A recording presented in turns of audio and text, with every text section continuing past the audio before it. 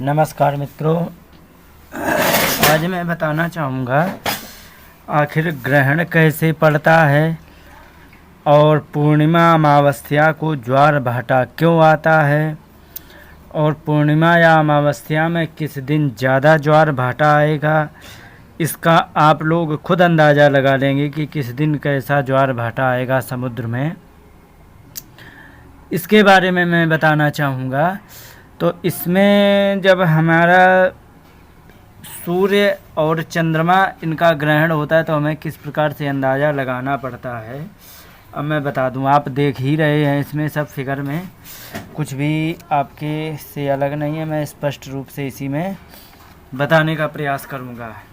तो जैसे ये सूर्य है और ये बुध है, शुक्र है, पृथ्वी है। ये रफ है, कोई नाप तौल करके नहीं है, उदाहरण के लिए और अपनी सुविधा के लिए कागज़ को यूज कर रहा हूँ, ना कि इसमें कोई विस्तार से कि ये ग्रह इतना छोटा क्यों, ये इतना बड़ा नहीं, ये और बड़ा है या और छोटा है, इस विषय को नहीं ले रहे। जैसे मंगल बड़ा बन गया, क्या लेना देना है इससे, तो इसका कोई मतलब नहीं है।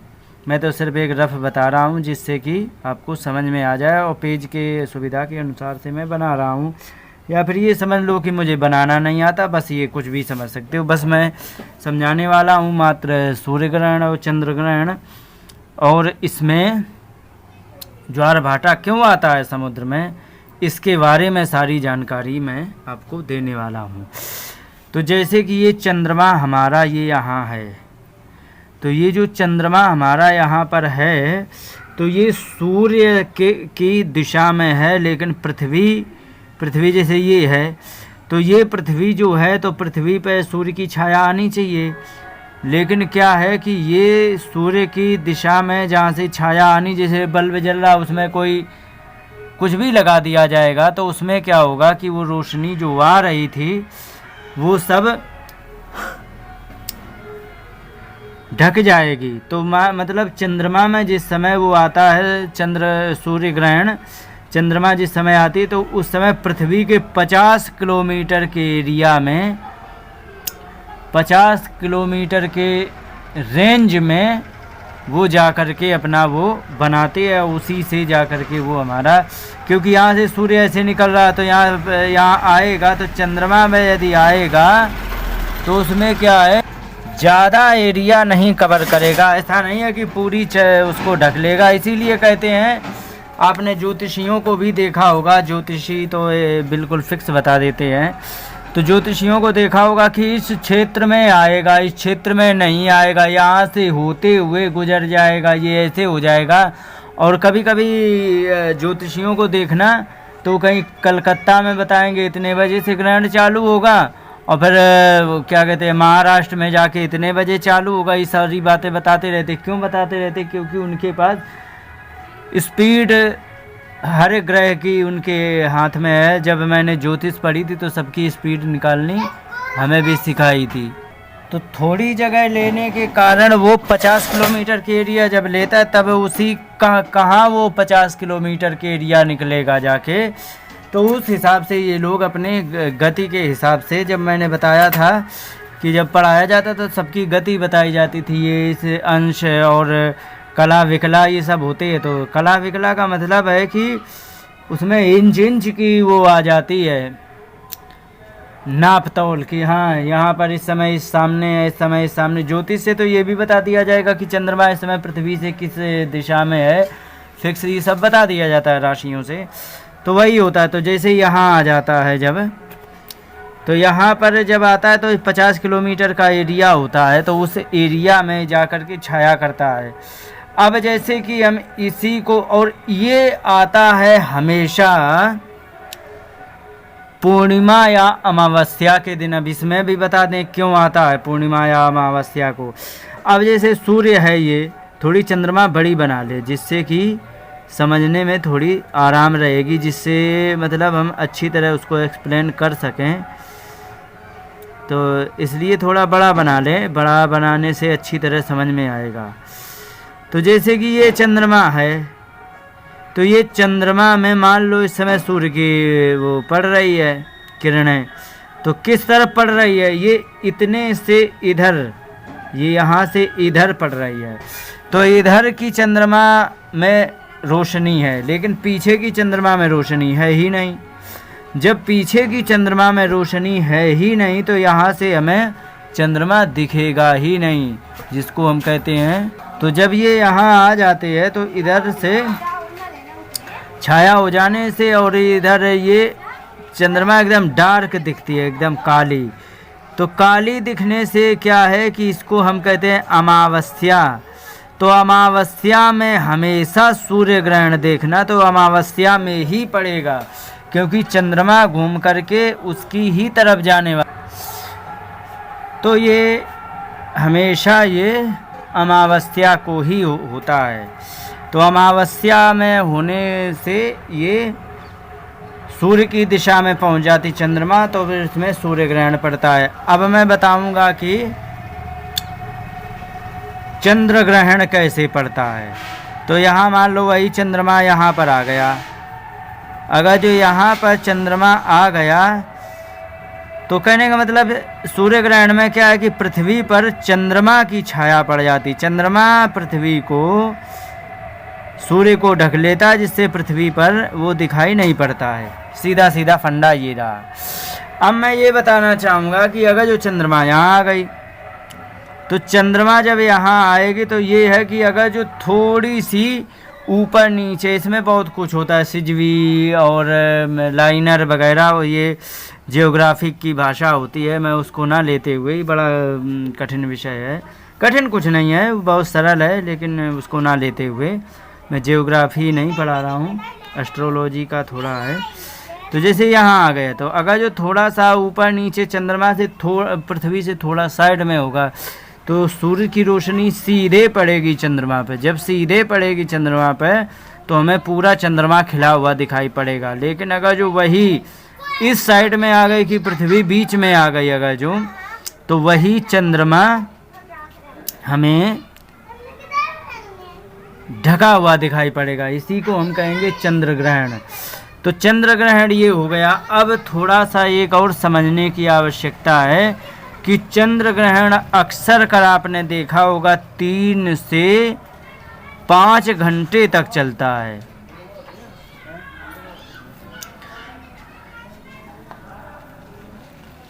जबकि सूर्य ग्रहण मात्र 7 मिनट 20 सेकंड हाईएस्ट इसकी सीमा होती है। आखिर ऐसा क्यों, प्रश्न ये है। तो मैं बता दूं, जैसे कि पृथ्वी इस जगह पे घूम ही रही है, ठीक है, लेकिन चंद्रमा भी ऐसे ही घूम रही, चंद्रमा का भी यही डायरेक्शन घूमने का, पृथ्वी भी ऐसे ही घूम रही, लेकिन घूमते घूमते आगे भी बढ़ रही है। तो जिस समय सूर्य ग्रहण पड़ेगा, अब इसी में सब समझ में आ जाएगा। तो पृथ्वी चूँकि निरंतर चल रही है, स्थिर नहीं है, तो और चंद्रमा भी निरंतर चल रहा है, तो इसमें क्या है कि पृथ्वी घूमते घूमते आगे आएगी और ये इधर को बढ़ेगी और ये इधर को आ जाएगा। तो चंद्रमा की ये गति हो जाएगी, पृथ्वी की ये, तो दोनों एक दूसरे से दूर हो जाएंगे और वो अपनी रास्ता पे, हालांकि ये ऐसे साथ में ही आगे बढ़ते चले जाएंगे। तो ये नहीं है कि पृथ्वी चंद्रमा यहीं रह जाएगी, पृथ्वी आगे बढ़े, ये आगे बढ़ेगा। तो जब ये आगे को बढ़ेगी तो पृथ्वी ये इसकी अपोजिट से दिशा हो जाएगी उसकी आगे, तो वो साथ में ऐसी घूमती भाई निकल जाएगी। तो जैसे कि उदाहरण दे दें, ये पृथ्वी है, ये चंद्रमा है, तो जैसे ये इसका चक्कर ऐसे लगा रहे तो ये भी आगे, तो ये ऐसे करते भाई वो आगे ऐसे निकलती चली जाएगी, तो इस हिसाब से चलेगी। तो इसलिए ये बहुत जल्दी ही छाया को हटा देगा और हटाने के बाद फिर उसमें सूर्य की छाया आ जाएगी।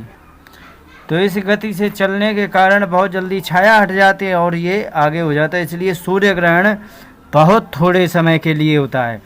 अब हम समझेंगे चंद्र ग्रहण 3-3 घंटे, 3 से 5 घंटे क्यों चलता है, इसको समझेंगे। तो अब मैं बता दूं कि 3 से 5 घंटे क्यों चलता है। चूँकि ये पृथ्वी है, घूम रही है और आगे को बढ़ रही है, और सूर्य इस साइड में है, तो इस साइड में यदि सूर्य है तो इसमें क्या है, पृथ्वी घूम करके आगे बढ़ रही है, और जितनी पृथ्वी आगे बढ़ रही उतना ही ये आगे बढ़ जाता है। तो ये क्या है कि जैसे कि ये यहाँ पर पृथ्वी आई तो ये इसका एंगल बदला, तब तक ये भी आगे तो बढ़ रहा है ना, क्योंकि ये भी आगे बढ़ रहा है, तो इसका एंगल ये कुछ और हो गया, तो इसका एंगल ऐसे ही सीधे हो गया। तो ये जब ये यहाँ आएगी तो ये भी आगे थोड़ा बढ़ रहा, तो फिर ये भी इसको इस सामने से ऐसे ढक लेगा, तो ये आमने सामने ना हो कि ये तिरछा हो गया। तो ये ऐसे करते करते काफ़ी दूर तक जा कर के वो चंद्रमा पृथ्वी से दूर हो पाता है, जिसकी वजह से ऐसे करके जैसे ये है तो ये ऐसे करके जा कर के घूमते हुए जाता है, तो उसमें बहुत देर लगती है। तो चंद्र ग्रहण बहुत लंबा जाता है। ये रहा। अब मैं बताना चाहूँगा कि ज्वार भाटा समुद्र में क्यों आते हैं। तो ज्वार भाटा के आने का सबसे मुख्य कारण होता है मात्र और मात्र ग्रेविटेशनल फोर्स, गुरुत्वाकर्षण बल। अब किसका गुरुत्वाकर्षण बल? अब चूंकि ये पृथ्वी है, पृथ्वी में मान लो 71% तो जल है ही, आप जानते हैं, हम जानते, सब जानते हैं, बाकी में तो जनजीवन है। तो उसमें क्या होता है, जो जल है, तो ये जो जल भरा है, चूंकि पृथ्वी भी चल रही है तो इसमें थोड़ा हिलन डुलन होती ही रहती है। तो हिलन डुलन होने के कारण पानी तो थोड़ा हिलता ही है, लेकिन उस समय क्या होता है कि सूर्य का भी इसमें, जैसे हम ऊपर को उछलते तो ऊपर उछल जाते हैं, तो उस समय किसी दूसरे का बल काम करने लग जाता है। जैसे ऊपर को हम उछलेंगे तो ऊपर जो ग्रह है, तो ऊपर का जो बल होता है वो गुरुत्वाकर्षण बल उसे खींचने लगता है, चूँकि वो इतना कम होता है जिससे कि हमें ऊपर नहीं उठा पाता है, लेकिन पृथ्वी का गुरुत्वाकर्षण ज़्यादा होने के कारण नीचे आ जाते। ठीक है, इसी प्रकार से जब समुद्र भरा होता है तब उसमें थोड़ा हिलन डुलन तो होती ही रहती है, ये आप जानते ही हैं। तो उसमें क्या है कि चंद्रमा का गुरुत्वाकर्षण होता है प्लस सूर्य का बहुत गुरुत्वाकर्षण हाई है, ये ध्यान रखो। तभी तो इन बुध के और ये शुक्र के वे सैटेलाइट, जिसको उपग्रह कहते हैं, वो सब खींच के अपने आप में जला दिए, ख़त्म कर दिए इनके, तो इनके उपग्रह ही नहीं हैं। तो कहने का मतलब ये है कि ये जब इनका जैसे इस सामने समुद्र आ गया तो उसमें क्या होता है कि पृथ्वी में कहीं भी समुद्र है, पृथ्वी में कहीं भी, तो उसका फोर्स एक डायरेक्शन में ज़्यादा लगने लगता है। पृथ्वी तो पकड़े ही है, जिसकी वजह से सब कुछ स्थिर है, लेकिन फिर भी इनका जो फोर्स होता है तो डायरेक्ट फोर्स लगने के कारण समुद्र में बहुत भयंकर ऊंची ऊंची लहरें उठती हैं, क्योंकि ये सूर्य और चंद्रमा दोनों का गुरुत्वाकर्षण खींचने लगता है, जिससे कि बहुत भयंकर लहरें उठती हैं। भयंकर लहरें उठने के कारण उसमें ज्वार भाटा आते, इसीलिए कहते हैं कि पूर्णिमा और अमावस्या को ज्वार भाटा ज़्यादा आते हैं। अब ये इधर रहा, ये इधर को खींच रहा है, ये जैसे कि ये है, तो ये जैसे इसका जो बल लग रहा, तो ये इधर को खींच रहा है, ये ऐसे खींच रहा है। तो जब ये इधर को खींच रहा है, ठीक है, अब क्या होता है कि जैसे इधर है पूर्णिमा है, तो पूर्णिमा में क्या है, ये है चंद्रमा इधर और सूर्य हैं इधर, तो दोनों तरफ से खिंचाव पड़ता है, तो उसमें लहरें होती हैं उतनी ही, लेकिन कुछ कम होती हैं, लेकिन इसमें भी पानी इधर उधर बहुत होता है। लेकिन अगर जो चंद्रमा यहाँ आ गया, इस सामने आ गया या इस सामने आ गया, तो यहाँ पर एक ये और एक ये 90 डिग्री का जब एंगल बनता है, तो ये इधर खींच रहा है, ये इधर खींच रहा है, तो इसमें लहरें तो उठती हैं, लेकिन बहुत हल्की फुल्की उठती हैं, जिससे कि उसमें कोई हलचल नहीं हो पाती, तो हल्की फुल्की लहरें आती रहती हैं। तो इसलिए ये पूर्णिमा और अमावस्या को सबसे ज़्यादा ज्वार भाटा आते हैं, समुद्र में ज्वार भाटा आते हैं। ये ज्वार भाटा की बात रही, लेकिन अब प्रश्न ये उठता है कि ज्वार भाटा कब ज़्यादा आएंगे। तो जब ये अमावस्या जब है, अमावस्या में क्या होता है कि जब चंद्रमा और सूर्य एक ही दिशा में, जैसे कि कोई एक खींचना हो तो एक ही दिशा में दो लोग खींचने लग जाएं, तो फिर उसमें बल ज़्यादा लगता है। तो फिर इसमें हम अमावस्या में ज़्यादा ज्वार भाटा आता है, जबकि पूर्णिमा में ये इधर खींच रहा एक इधर खींच रहा, तो दोनों तरफ खींचने से हिलन डुलन तो होती ही रहती है, ऐसे हिलता रहता है, ये इधर खींचे वो उधर खींचे, ठीक है, लेकिन ये ध्यान रखना ये बिल्कुल हमारा एक्यूरेट नहीं है, तो ये थोड़ा सा टेढ़ा है, तो इस पर भी ध्यान नहीं देंगे, थोड़ा परफेक्ट नहीं है, फिक्स नहीं है, ठीक है, जो भी है उदाहरण के लिए है सब। तो इसमें क्या है कि ये इधर खींचे वो उधर खींचे, तो इधर उधर के खींचने में लहरें हिलती बहुत हैं, लेकिन जब इधर को होगा तो फिर लहरें ज़्यादा उठती हैं और हिलती हैं, तो इसलिए ज्वार भाटा ये पूर्णिमा और अमावस्या को ज़्यादा आते हैं। अब कहते हैं कि इस दिन का बच्चा कहीं की दिक्कत देता है, तो बच्चा तो दिक्कत देने वाला है ही, क्योंकि अगर जो सूर्य इधर खींच रहा है और ये इधर खींच रहा है, तो पानी को खींच रहा है, तो क्या हमें भी नहीं खींच रहा है? तो हमारा जनजीवन चल रहा है, तो वो तो केवल और केवल गुरुत्वाकर्षण बल के कारण चल रहा है। गुरुत्वाकर्षण बल ना हो तो हमारा जीवन ठप, सब कुछ खत्म हो जाएगा। तो ये जो इधर उधर खिंचाव करते हैं, तो ये इसलिए ये होता रहता है और इस हिसाब से ये सब कुछ चलता रहता है और इसी हिसाब से सब कुछ होता है। अब मैंने कई एक प्रश्नों को क्लियर किया। एक तो सूर्य ग्रहण सबसे कम समय का क्यों होता है, चंद्र ग्रहण सबसे ज़्यादा समय का क्यों होता है, ज्वार भाटा क्यों आते हैं। अब इसमें राहु और केतु बता दें ये क्या होते हैं, राहु केतु बताना भी आवश्यक है। अब राहु और केतु क्या, जैसे कि ये चंद्रमा की ऑर्बिट है, माने ये चंद्रमा की कक्षा है और ये पृथ्वी की कक्षा है, तो ये पृथ्वी इधर को चल रही अपने यहाँ, तो एक ये जॉइंट बनेगा, एक ये बनेगा, एक ये होता है राहु और ये होता है केतु, बस यही होता है, इतना ही होता है, बाकी कुछ नहीं होता है। इन्हीं शब्दों के साथ बात को विराम देते हुए नमस्कार, जय हिंद।